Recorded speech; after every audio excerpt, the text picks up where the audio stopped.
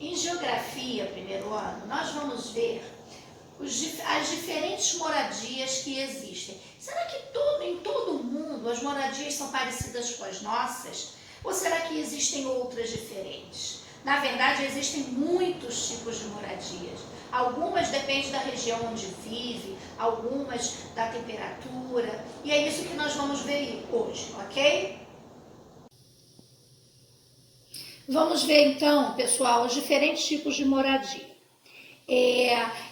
Dependendo de cada cultura, de cada estilo de vida, a moradia se torna diferente. Primeiro vamos pensar no espaço. As pessoas que vivem em sítios e fazendas, elas têm uma moradia que tem uma característica. Olha bem, como existe muito mais verde, o espaço é muito maior, a natureza fica dentro da propriedade, dentro da casa. E normalmente nos sítios e fazendas é a criação de animais domésticos, né? Cavalos, bois, galinhas, essas coisas, tá? Dependendo do local. Nós moramos na cidade grande. Será que existe esse tipo de moradia na cidade grande? Não, né? No local onde nós moramos, existem prédios, muitas casas, a gente até encontra um pouco da natureza, mas não na mesma proporção do que nos sítios e nas fazendas. Agora, nós vamos ver algumas moradias interessantes e diferentes, hein? Bom, existem a barraca dos nômades. Vocês sabem o que é nômade? Nômade, pessoal, é o povo que ele não tem uma moradia fixa. Por isso que a casa deles é tipo essa, é uma barraca. Por quê? Porque ela pode ser desmontada e aí eles desmontam a barraca e vão morar em outro local, em outra cidade. Isso se chama barraca. Olha aqui, ó, tem mais do que uma nessa imagem aí. Então, essa daí é a barraca dos nômades. Vamos ver outra. Essa daí vocês já devem conhecer, já ouviram falar, que é o iglu. O iglu são as casas feitas nos lugares muito gelados, onde a temperatura é muito baixa.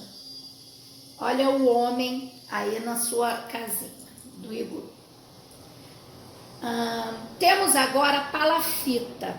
A palafita não parece uma casinha cheia de perninhas? Pois é.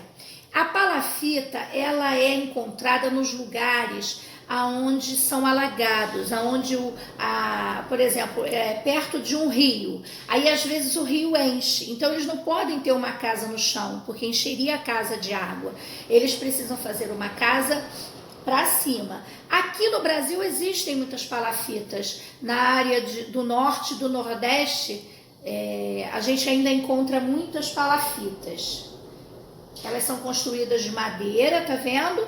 Mas sempre numa altura boa, para que não entre água nas casas. Agora vamos ver a oca, a famosa oca dos índios, né? Que ela é feita de palha e se encontra nas aldeias indígenas. Olha aí as outras ocas. Bom, agora olha essa casa que interessante. Ela se chama Casa de Pau a Pique ou Taipá, né? Ela tem esses dois nomes. Como é que ela é feita? Ela é feita de bambus, né? E para preencher no meio desses bambus, eles usam barro, que é um material que eles encontram lá na natureza mesmo, de onde essas pessoas moram. Então, eles constroem essas casas dessa forma. Olha outra casa aí de pau a pique também. Tá vendo? Dá para ver perfeitamente o barro que eles usam para essa construção. Existem também, principalmente nas comunidades, o que a gente chama de barraco.